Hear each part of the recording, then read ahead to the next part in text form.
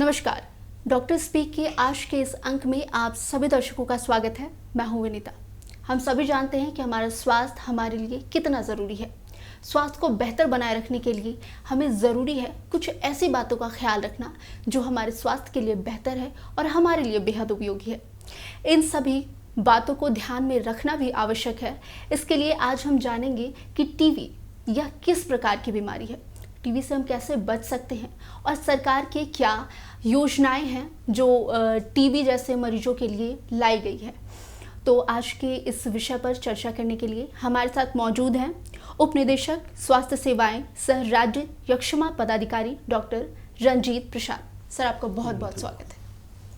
Sir, हमारा सबसे पहला सवाल तो यही रहेगा कि आखिर क्या है टीबी, जो हमारे दर्शक नहीं समझ पाते हैं कि टीबी है क्या।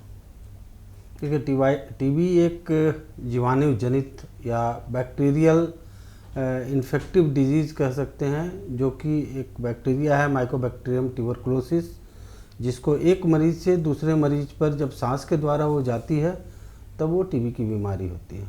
जी सर, लगातार हम जानते हैं कि टीबी एक बहुत बड़ी संक्रामक रोग है और इससे निदान बेहद ज़रूरी है। तो इसके लिए हम सबसे पहले सावधानियों पे बात करेंगे कि कैसी सावधानियां बरतनी चाहिए। जो भी हमारे दर्शक यह कार्यक्रम देख रहे हैं उनके लिए क्या कुछ ज़रूरी है, क्योंकि ऐसा होता है कि हमारे इर्द गिर्द भी बहुत ऐसे मरीज होते हैं जो पता नहीं लगता।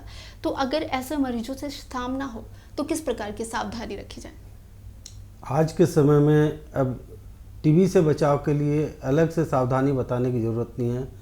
सारे लोग जो जानते हैं कोविड अप्रोप्रिएट बिहेवियर, कोविड में जो भी हम सावधानी बरतते हैं, अगर वो सावधानी हम टीबी के मरीजों के साथ बरतें और ख़ासकर जिन्हें टीबी हो चुका है वो अगर वो सावधानी बरतें तो वो दूसरे को टीबी देने से बचेंगे। क्योंकि देखिए, कोविड जो था एक वायरल डिजीज़ था और वो बहुत ही संक्रामक था और हम मास्क, एक डिस्टेंस, अप्रोप्रिएट डिस्टेंस बना के, सैनिटाइजेशन करके, एयरी इन्वायरमेंट में रहकर हम उससे बच सकते थे। जब उस वायरस से हम लोग बच सकते हैं तो टीबी उससे बहुत बड़ी बैक्टीरिया है, जो एक माइक्रोन में होता है वायरस, उससे बहुत बड़ी साइज में माइकोबैक्टीरिया होता है जो टीबी की बीमारी पैदा करता है। तो उससे तो हम इस कोविड अप्रोप्रिएट बिहेवियर से 100% बच सकते हैं। बिल्कुल सर, ऐसा भी होता है कि लक्षण जो है वो पता नहीं लग पाते। बहुत ऐसे लोग हैं जिन्हें पता ही नहीं होता कि टीबी के लक्षण क्या होते हैं। तो अगर जो भी लक्षण है अगर हम उन पे बात करें तो किस प्रकार के लक्षण है जो टीबी के मरीजों में देखने को मिलती है।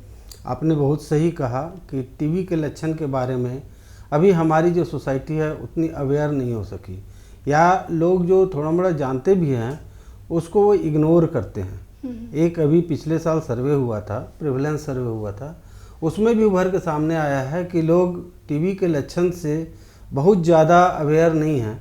तो टीबी के लक्षण बहुत सोफिस्टिकेटेड लक्षण नहीं है। ये जनरल जो होती है, खांसी, पहली लक्षण जो है खांसी है, शाम को बुखार आना, वज़न कम होना, भूख नहीं लगना, बहुत लेट स्टेज में खांसी के साथ, बलगम के साथ खून आती है। लेकिन उसके पहले जो शुरुआती लक्षण है, खांसी 2 सप्ताह से अधिक की खांसी हो, या फिर भूख नहीं लगे, शाम को बुखार आए, कमजोरी महसूस हो, तो टीबी की जांच करानी चाहिए। जी बिल्कुल, और ये बहुत ज़रूरी है क्योंकि अगर हमें नहीं पता लगेगा कि लक्षण किस तरीके के हैं, अगर आप में भी अगर इस तरीके के लक्षण मिलते हैं तो बिल्कुल नज़दीकी स्वास्थ्य केंद्र जा कर के इसकी जांच ज़रूर कराएं।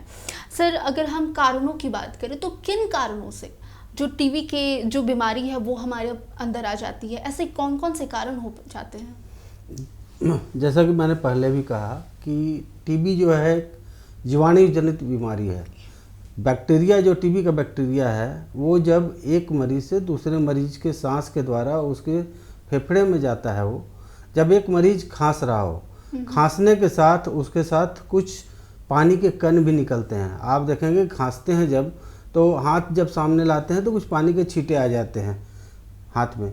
तो वो जो पानी के छोटे छोटे कण हैं, उन्हीं कणों में बैक्टीरिया भी लॉज्ड रहता है जो एक मरीज से खांसी के द्वारा निकलता है।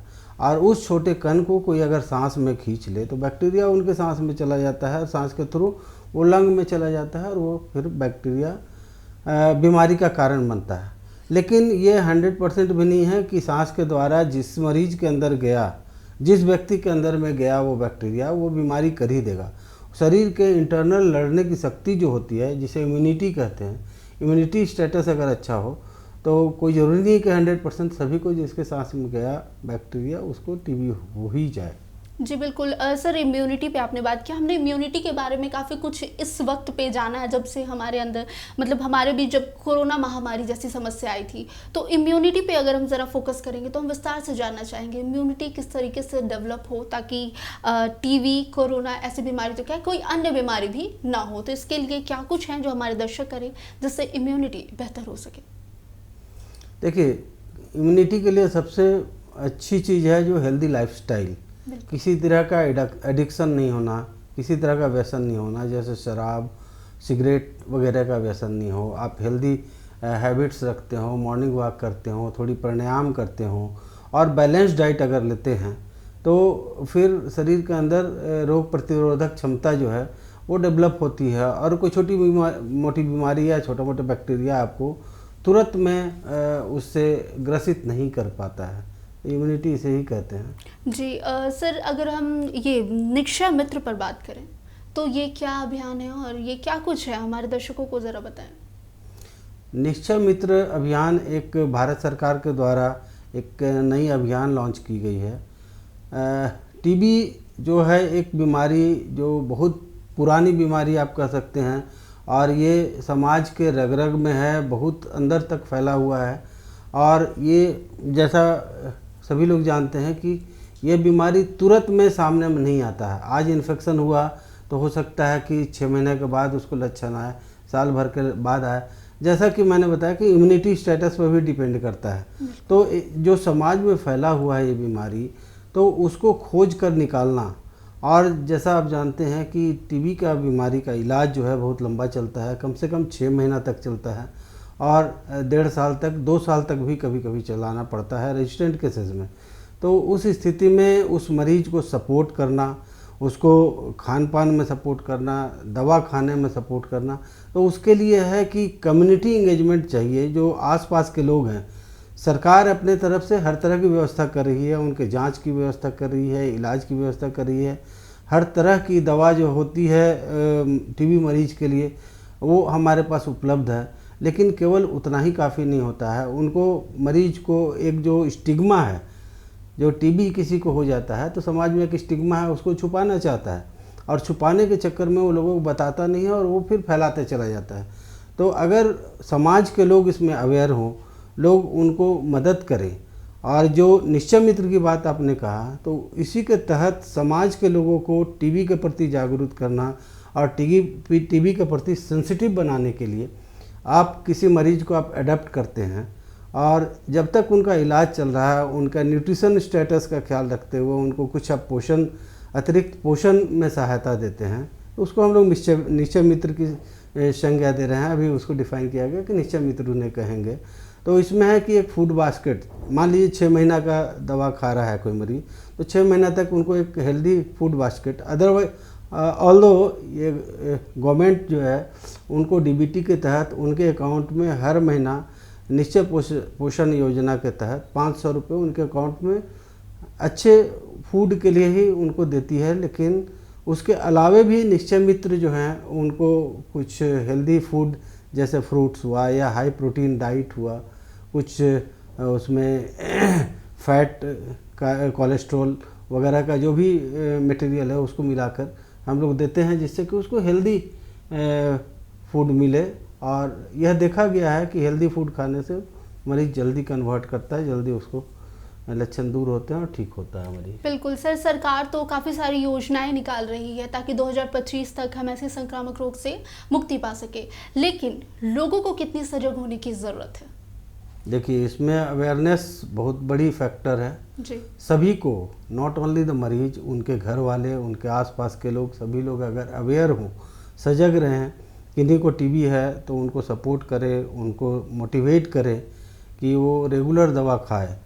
क्योंकि बहुत बार देखा गया है कि मरीज 1 महीना दवा खाया, 1.5 महीना दवा खाया, जब उसके लक्षण ख़त्म हो गए जो उनको एक्यूट कंडीशंस रहता है वो दूर हो गया, खांसी ठीक हो गया, बुखार नहीं आ रहा है, तो वो दवा छोड़ देता है। जी, उस स्थिति में बाद में जब वो फिर से दवा बीमारी उसको सामने आती है तो बहुत बार देखा गया है कि वो रेजिस्टेंट टीबी हो जाता है, जो कि एक सिंपल 6 महीने की दवा खाकर वो ठीक हो सकता था, उसके लिए फिर बहुत ही लंबी दवा चलती है, 9 महीना, 12 महीना या 18 महीना तक भी देते हैं हम लोग, 2 साल तक देते हैं दवा।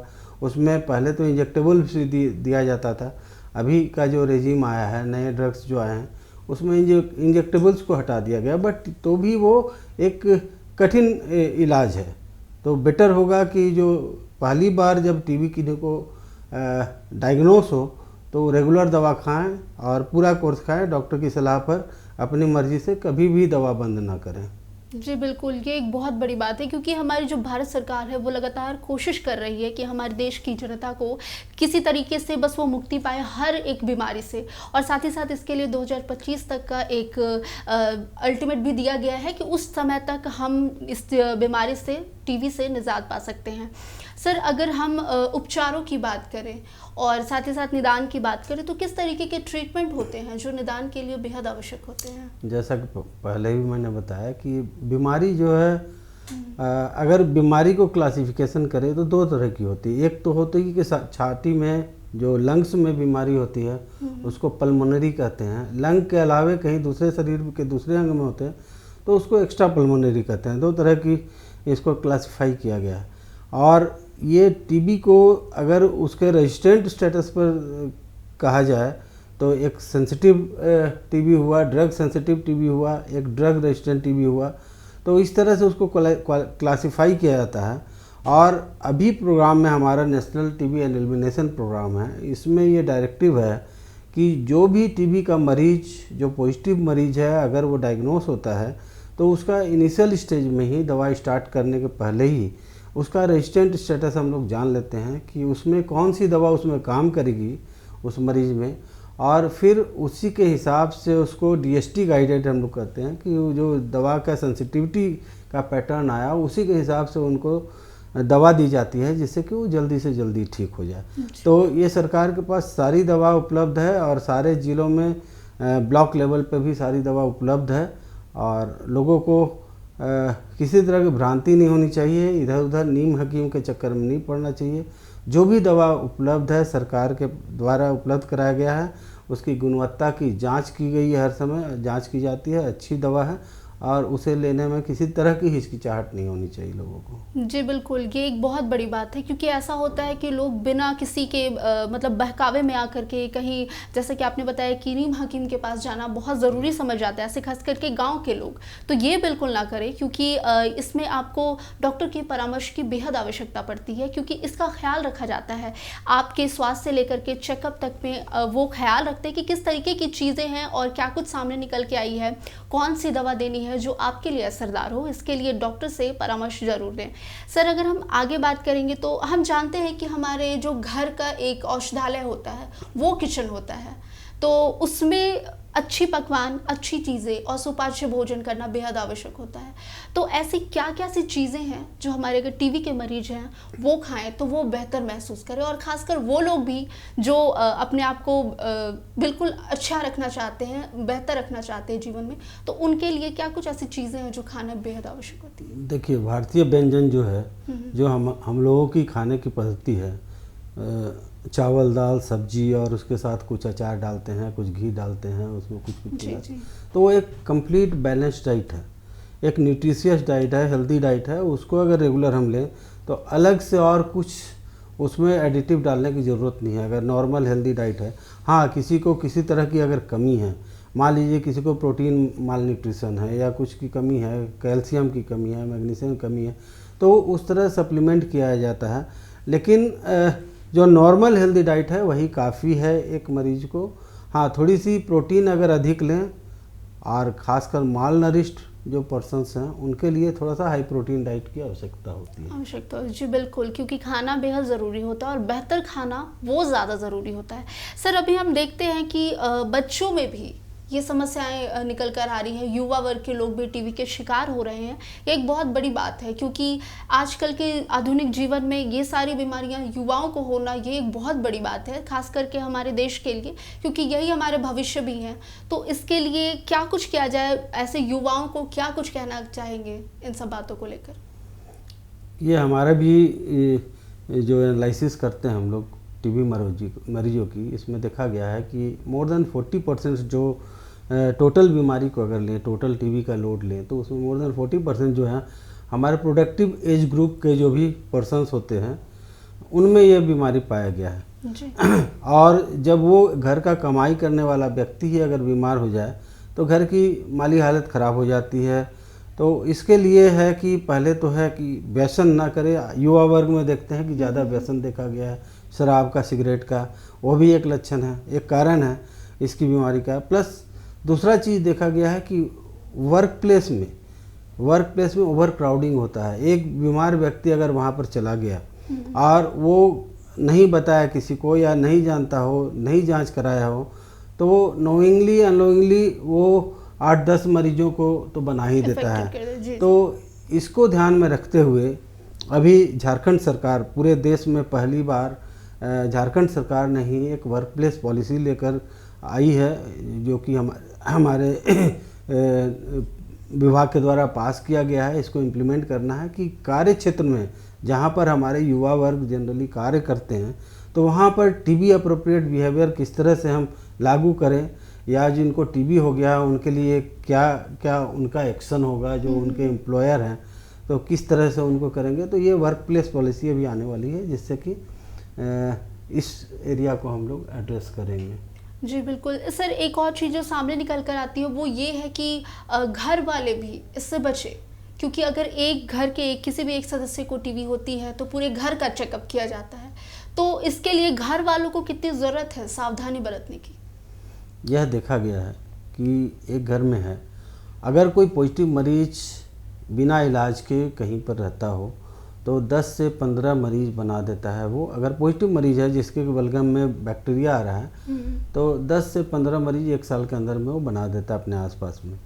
तो सबसे पहला जो है वल्नरेबल ग्रुप है, जो उसके हाउस होल्ड में जो साथ में रहते हैं वो ज़्यादा रिस्क पे हैं। तो अगर पहली बार जहाँ पर किसी घर में टीबी किसी को अगर पाया गया, तो फिर हम लोग स्क्रीनिंग करते हैं पूरे घर वालों को कि किसी और में वो एक्टिव टीबी तो नहीं है, तो उनको लक्षण की स्क्रीनिंग करते हैं। जिनमें अगर टीबी का कुछ लक्षण है तो उनको फिर जांच कराई जाती है, स्क्रीनिंग करते हैं कि कहीं टीबी तो उनको नहीं है। अगर टीबी नहीं पाया गया तो अभी हमारे प्रोग्राम में आया है कि उनको फिर टीबी प्रिवेंटिव थेरापी दिया जाता है। दवा है जो कि उनको बहुत माइनर दवा है, जो कि 6 महीना तक उनको खाना पड़ता है, जिससे कि वो टीबी से बचत रहें। जब तक कि एक्टिव टीबी घर में है, वो इलाज होकर जब तक पूरी तरह से ठीक नहीं हो जाए तब तक वो दवा खाएंगे तो वो बचे रहेंगे। तो ये टीबी प्रिवेंटिव थेरापी भी हमारे प्रोग्राम में आ चुकी है और इसकी दवा भी सभी ज़िलों में उपलब्ध है। जी बिल्कुल सर। एक चीज़ और ये है कि हमारे जो जितने भी लोग हैं, खास करके झारखंड के लोग, वो बिल्कुल ग्रामीण क्षेत्र में निवास करते हैं। तो वहाँ पे टीबी जैसी गंभीर बीमारी से बचने के लिए क्या कुछ आपके विभाग द्वारा बताई जाती है, किस तरीके से उन्हें प्रोटेक्ट किया जाता है, और अगर ऐसे मरीज मिलते हैं तो कैसे गाँव वालों को समझाना मुमकिन हो पाता है, क्योंकि उन्हें उनसे डील करना एक बहुत बड़ी चैलेंज होती है, तो उससे कैसे डील कर पाते हैं? देखिए, सबसे बड़ी बात है अवेयरनेस। अगर लोग अवेयर होंगे, जानकार होंगे कैसे टीबी फैलता है, क्या टीबी है, उसके बारे में जानकारी, उनके लक्षण के बारे में जानकारी अगर उन्हें हो, तो वो इनिशियल स्टेज पे ही अपनी जांच कराकर पता लगा लेंगे कि इनको टीबी है। और इनिशियल स्टेज में वो इन्फेक्टिव भी बहुत बार नहीं होता है, तो वो दूसरे को फैलाएगा नहीं। तो लोगों को जानकारी सबसे बड़ी चीज़ होती है। तो इसके तहत हम लोग अभी कर रहे हैं कि जो हमारे पंचायती राज के मेंबर्स हैं, या फिर लोकल जो महिला आरोग्य समिति है, या लोकल बॉडीज़ जो है, उनको हम लोग ट्रेन कर रहे हैं, अवेयरनेस पैदा कर रहे हैं कि जन जन तक ये मैसेज चला जाए कि टीबी के लक्षण क्या हैं। अगर किन्हीं को टीबी का लक्षण है तो उसमें नज़दीकी स्वास्थ्य केंद्र में जाकर बलगम की जांच कराएं। अगर बलगम नहीं आ रहा है इनिशियल स्टेज में तो एक्सरे से भी स्क्रीनिंग होती है। अगर उसमें किसी तरह का लक्षण है, हमारे पास हर तरह के जो कि दुनिया में जो टीबी की जांच की जिस तरह की रिकमेंडेड टेस्ट्स हैं, सारे टेस्ट हमारे झारखंड में उपलब्ध हैं और फ्री ऑफ कॉस्ट हमारे ब्लॉक लेवल पे, गांव के लेवल पे जो डीएनए मॉलिक्यूलर बेस्ड जो टेस्ट होती है वो भी पहुंच चुकी है। हमारे करीब 300 मशीन पेरिफेरल लेवल पे, गांव के लेवल पे लगे हुए हैं, ट्रूनेट मशीन जिसे कहते हैं, जिसमें कि टीबी की जांच हो रही है। करीब 41 जो है सीबी नेट मशीन है, प्लस रेजिस्टेंट मरीजों की जांच के लिए भी हमारे इटकी में और धनबाद मेडिकल कॉलेज में लैब हैं, जहाँ की एडवांस टेस्ट होती है, डीएनए बेस्ड टेस्ट होती है। तो हर तरह की जांच की व्यवस्था है। केवल आपको है कि सिस्टम के पास पहुंचना है। वहाँ पर फिर एक बार जब वो डायग्नोस हो जाता है तो मरीज को ठीक करने की जिम्मेवारी हमारे सिस्टम को आ जाती है कि उसको अगर सेंसिटिव टीबी है तो उस तरह से इलाज होगा। अगर वो दवा काम नहीं कर रहा है, रेजिस्टेंस निकला, बाद में फेलियर हुआ, तो फिर उसकी फर्दर जांच करवाते हैं, वो हम करवाएंगे। आपको उसके लिए कुछ नहीं करना और सारे कुछ फ्री ऑफ कॉस्ट है। ये गवर्नमेंट ऑफ इंडिया और हमारे झारखंड सरकार का भी ये प्रण है कि जो 2025 तक टीबी एलिमिनेशन करना है, तो उसमें एक पार्ट ये भी एक कंपोनेंट है कि लोगों को आउट ऑफ पॉकेट खर्च जो होती है टीबी से इलाज के लिए, या यहाँ तक कि सेंटर तक जाने के लिए भी है, वो भी पॉकेट से खर्च नहीं हो, उनके घर तक उसको सेंटर को पहुँचाने की कोशिश कर रहे हैं, जिससे कि उनको आउट ऑफ पॉकेट खर्च ना हो और उनको हर तरह की सुविधा मिले, हर तरह का इलाज मिले, जिससे कि वो यथाशीघ्र ठीक हो। अर्लीस्ट स्टेज में पकड़ाया गया बीमारी तो वो जल्दी ठीक होगा और समाज में फैलाएगा भी नहीं। जी बिल्कुल, ये एक बहुत बड़ी चीज़ है, क्योंकि क्या होता है कि हम नहीं समझ पाते कभी कभी कि टीवी की बीमारी क्या है। जो भी हमारे दर्शक या कार्यक्रम देख रहे हैं वो बिल्कुल अपने आसपास के लोगों को भी टीवी के लिए जागरूक करें, क्योंकि आपका जागरूक करना भी एक बहुत बड़ा उद्देश्य होगा आपके लिए, क्योंकि आप अपने आसपास भी स्वच्छ लोगों को देखेंगे, स्वस्थ लोगों को देखेंगे। सर, अगर हम बात करें मौसम पे, क्योंकि अभी मानसून का मौसम आ चुका है, तो इस वक्त पे क्या होता है कि बहुत सारी ऐसी पुरानी बीमारियां वो वापस आ जाती है। तो ये एक बहुत बड़ी समस्या है और लोग इससे नहीं समझ पाते, क्योंकि उनको लगता है कि ये तो खत्म हो चुकी थी, फिर से आ रही है। तो इस मौसम से रिलेट करके ज़रा हम बात करें कि क्या कुछ सावधानियां जो इस मौसम में भी ध्यान रखनी चाहिए। देखिए, जनरल हेल्दी हैबिट्स जो है, मौसम में जब मौसम की बदलाव होती है तो थोड़ी सी शारीरिक बैलेंस भी गड़बड़ाती है, उसको अडेप्ट करने में शरीर को थोड़ा सा टाइम लगता है। तो उस समय जब मौसम बदल रहा हो तो उस समय थोड़ी सावधानी बरतनी चाहिए, जिससे कि कोई भी आम बीमारी नहीं पकड़ सके। जैसे टीबी कोई मौसम जनित बीमारी नहीं है, ये जैसा मैंने पहले बताया कि ये इन्फेक्शन एक मरीज से दूसरे मरीज में खांसी के द्वारा, उस खांसी को सांस में लेने के दौरान वो बैक्टीरिया शरीर में जाता है और वो उससे टीबी होते हैं। इसलिए हर समय सावधानी तो बरतना ही है। मौसम के बदलाव के समय थोड़ी सी इम्यूनिटी स्टेटस हम बढ़ाएं, हेल्दी खाना खाएं तो ज़्यादा अच्छा रहेगा। जी बिल्कुल। सर, हमारे पास ज़रा समय का अभाव है। सर, हम आपसे व्यक्तिगत तौर पे जानना चाहेंगे आपकी दिनचर्या वो किस तरीके से है, ताकि हमारे जो दर्शक हैं उन्हें मदद हो सके अपनी दिनचर्या बेहतर करने के लिए। तो क्या होगी आपकी पूरी दिनचर्या? देखिए, मेरी दिनचर्या है कि दिन भर तो मैं काम करता हूँ, 10 बजे मैं ऑफिस घुसता हूँ और शाम को 6 बजे तक, लगातार 7 बजे तक भी 8 बज जाता है। तो जो भी काम करना है करते रहते हैं, लेकिन मॉर्निंग का 2 घंटा है वो मैं अपने लिए रखता हूँ रिजर्व। 2 घंटे सुबह 6 से 8 बजे तक मैं मॉर्निंग वॉक करता हूँ, ब्रिस्क वॉकिंग करता हूँ और उसके बाद प्राणायाम, योगा, 40 मिनट तक योगा करता हूँ, जिससे कि शरीर को अपने को फिट रखें कि दिन भर का जो स्ट्रेस है उसको हम झेलने से की शक्ति हम ले सकें। और साथ में किसी तरह का व्यसन नहीं है, नॉर्मल खाना खाते हैं, कोई स्पेशल डाइट नहीं है, सादा खाना खाना ही सबसे बढ़िया है और जो बैलेंस डाइट है वो सबसे अच्छी। सर, अभी जो भारत सरकार है वो टोल फ्री नंबर है वो जारी की है, तो हमारे दर्शकों को बताएं कि कौन सी नंबर है जो लोग इससे मदद पा सकते हैं। देखिए, स्टेट में एक नंबर है जो बहुत सिंपल नंबर है, सभी लोग जानते हैं, 104। उसमें किसी भी तरह की सहायता चाहिए स्वास्थ्य संबंधी, और स्पेशली टीबी के लिए भी हम लोगों ने उन्हें सेंसिटाइज कर दिया है। तो टीबी के बारे में भी कोई जानकारी चाहिए तो 104 में आप जानकारी प्राप्त कर सकते हैं। उसके साथ एक टोल फ्री नंबर है 1800116666, 1800116666। इस नंबर में 24 घंटा ये नंबर चलते रहती है। किसी भी तरह की आप जानकारी चाहें या कुछ प्रॉब्लम है, शिकायत करना चाहे, वो भी आप इस नंबर में जाकर शिकायत कर सकते हैं और वो सेंट्रल गवर्नमेंट के द्वारा मॉनिटर होती है और वो फिर वो हमारे पास जन जन की शिकायत पहुंचती है कि फ़लाना मरीज को फ़लाना चीज़ में प्रॉब्लम हो रहा है और फिर हमारे तरफ से एक्शन होता है। तो ये एक क्लोज सर्किट सिस्टम है, इसकी फ़ायदा उठाए किसी तरह की अगर प्रॉब्लम हो तो। अदरवाइज़ तो हर जगह आईसी की कार्य हो रही है, लोगों को जागरूक करने की कार्य हो रही है, उससे भी जानकारी नज़दीकी स्वास्थ्य केंद्र में भी सारी जानकारी आपको उपलब्ध हो सकती है। जी बिल्कुल, ये एक बहुत बड़ी और बहुत अच्छी जानकारी हमारे डॉक्टर साहब ने आपको दी है। बिल्कुल आप इन सब बातों का ख्याल रखें, साथ ही साथ आपके लिए सरकार तो योजनाएं ला रही है, लेकिन आपको सजग रहना बेहद ज़रूरी है। आप जो भी जानकारी है अपने आस पड़ोस, अपने सभी लोगों को बताएं ताकि वो बिल्कुल जागरूक रहें और ऐसी बीमारियों से छुटकारा पा सकें। इतनी अच्छी और इतनी बेहतर जानकारी के लिए सर आपका बहुत बहुत शुक्रिया। दर्शकों, फिर मुलाकात होगी, हमें दीजिए इजाज़त। नमस्कार। धन्यवाद।